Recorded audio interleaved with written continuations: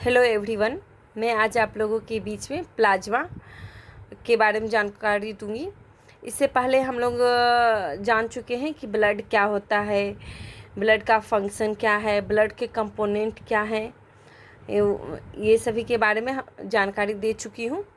अब हम लोग पीछे पढ़ चुके थे कि ब्लड के कंपोनेंट के बारे में।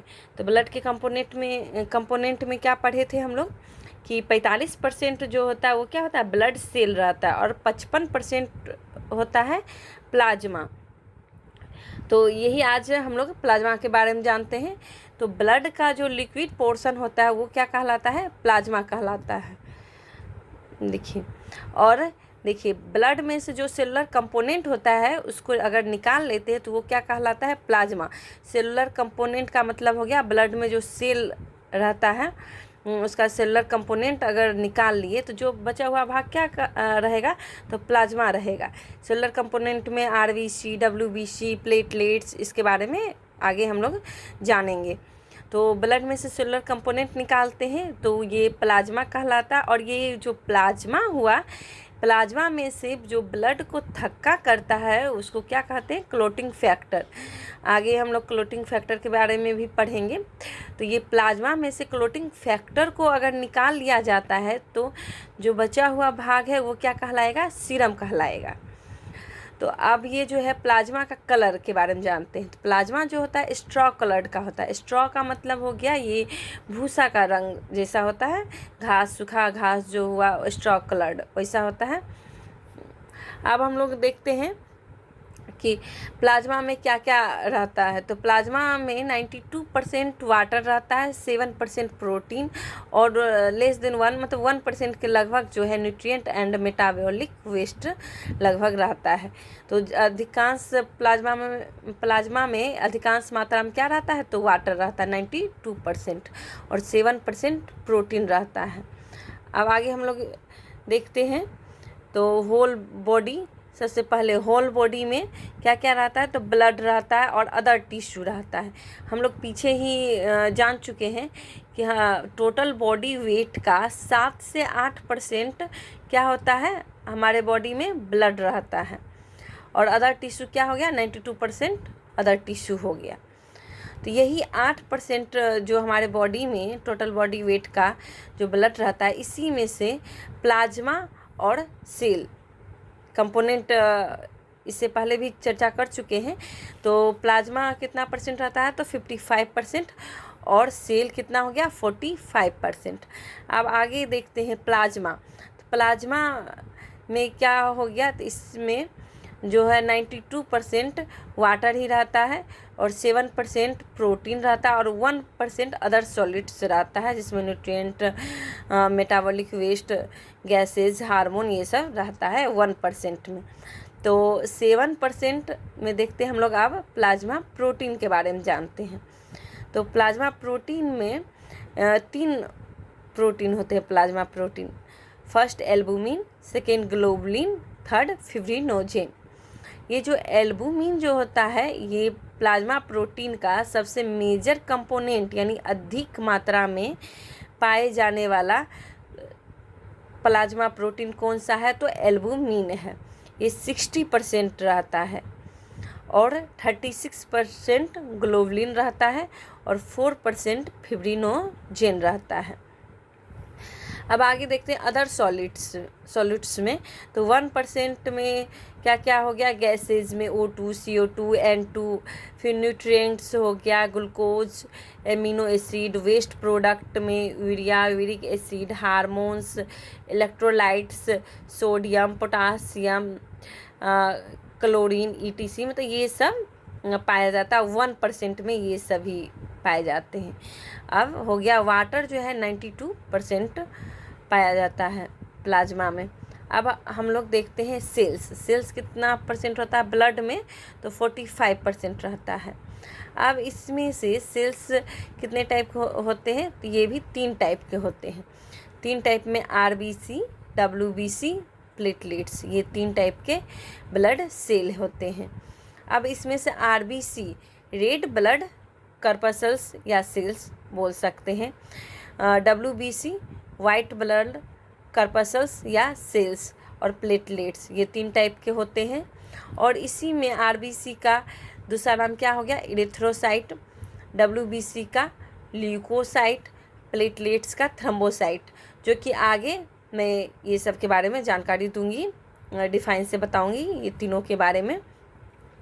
इसमें देखिए आरबीसी जो होता है ये हो गया इसका दूसरा नाम क्या बताएं, इरिथ्रोसाइट कहते हैं। तो इसका नंबर ऑफ आरबीसी मतलब हमारे बॉडी में कितना नंबर में पाया जाता है आरबीसी, तो 4.8 टू 5.4 मिलियन सेल्स पर माइक्रोलीटर, तो इतना 4.8 से 5.4 मिलियन के बीच में आरबीसी पाया जाता है। डब्ल्यूबीसी कितना 4000 से 11000 सेल्स पर माइक्रोलीटर, यानी इसका डब्ल्यूबीसी का काउंट क्या हो गया, तो 4000 से 11000। ये सब वेरी इम्पोर्टेंट है, क्योंकि ये सब बहुत सारे एग्ज़ाम में पूछा जा चुका है, तो इसलिए ये सब वैल्यू याद रखना पड़ेगा।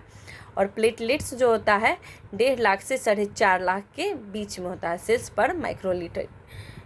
ये तीनों का वैल्यू याद रखना होगा। अब हम लोग आगे देखते हैं डब्ल्यूबीसी।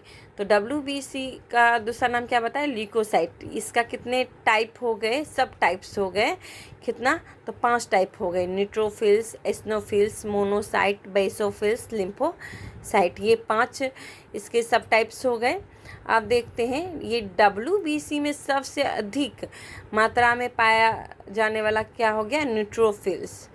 उसके बाद न्यूट्रोफिल्स के बाद देखिए इसका ऐसे हम लोग पहले जान जाते हैं क्या क्या होता है। तो न्यूट्रोफिल्स, एस्नोफिल्स, मोनोसाइट, बेसोफिल्स, लिम्फोसाइट, ये 5 होते हैं। अगर पूछा जाएगा कि सबसे ज़्यादा मात्रा में पाए जाने वाला कौन कौन होते हैं, उसको कर्म के अनुसार लिखना है, उसको एक ऑर्डर के अकॉर्डिंग लिखना है। तो उसको एक ट्रिक है, नेवर लेट मंकी ईट बनाना, ये ट्रिक हो गया। तो नेवर में एन से हो गया न्यूट्रोफिल, एल से लिम्फोसाइट, एम से मोनोसाइट, ई से एस्नोफिल और बी से बेसोफिल। इस तरह हम लोग याद रख सकते हैं इसके ट्रिक के अनुसार।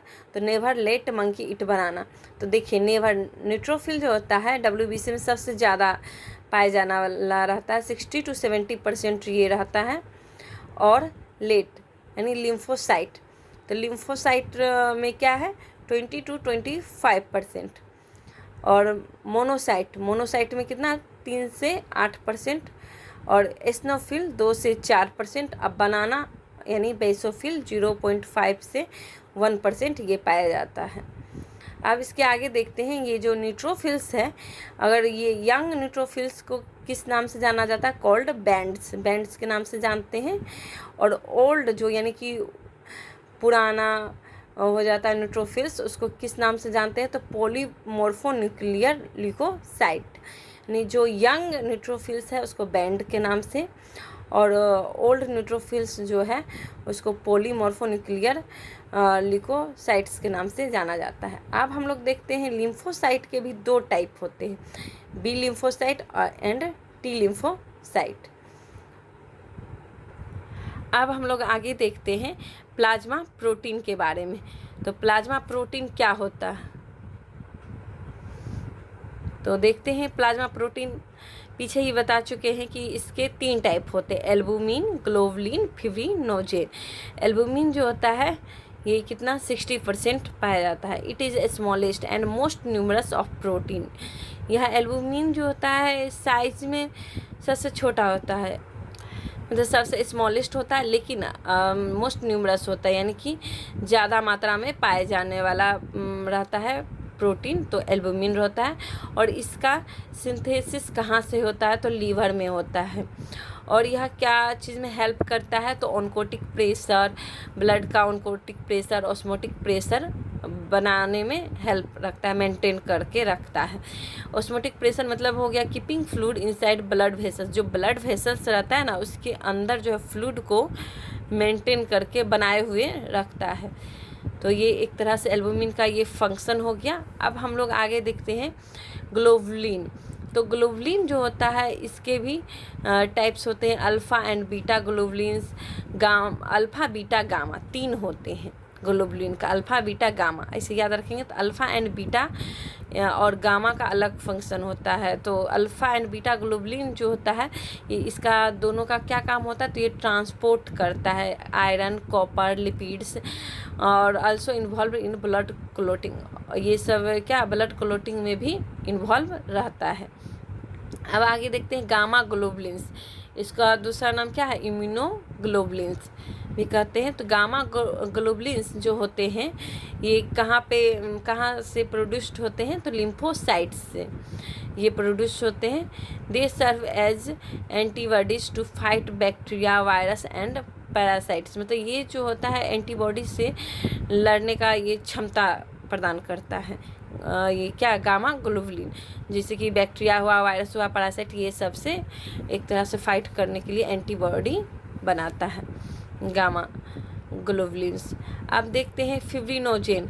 फिब्रिनोजेन जो होता है ये थक्का बनाने का काम करता है। आगे हम लोग देखते हैं ये है a soluble protein essential for blood coagulation, ये जो होता है ब्लड को थक्का बनाने के लिए ज़रूरी होता है, जो कि विच कन्वर्ट्स करता है फिब्रिनोजेन को क्या चीज़ में कन्वर्ट करता है, तो फाइब्रिन में कन्वर्ट करता है टू फॉर्म क्लोट्स, जो कि क्लोट करता है, थक्का बनाने में हेल्प करता है, एंड प्रिवेंट ब्लीडिंग, और ब्लीडिंग होने से बचाता है।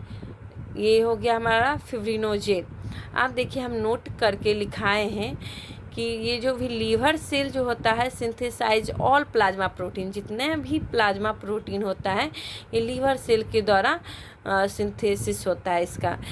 लेकिन एक्सेप्ट में क्या हो गया, तो गामा ग्लोबुलिन, हम पीछे ही पढ़ा चुके हैं अभी ही कि गामा ग्लोबुलिन ये प्रोड्यूस किससे होता है, तो लिम्फोसाइट से होता है, ये लीवर सेल से नहीं होता है। तो एग्जाम में ये पूछ भी सकता है कि प्लाज्मा प्रोटीन के द्वारा कौन सा सिंथेसिस नहीं होता है एक्सेप्ट में बताने के लिए, तो ये गामा ग्लोबुलिन हो गया, ग्लोबुलिन में भी गामा ग्लोबुलिन हो गया।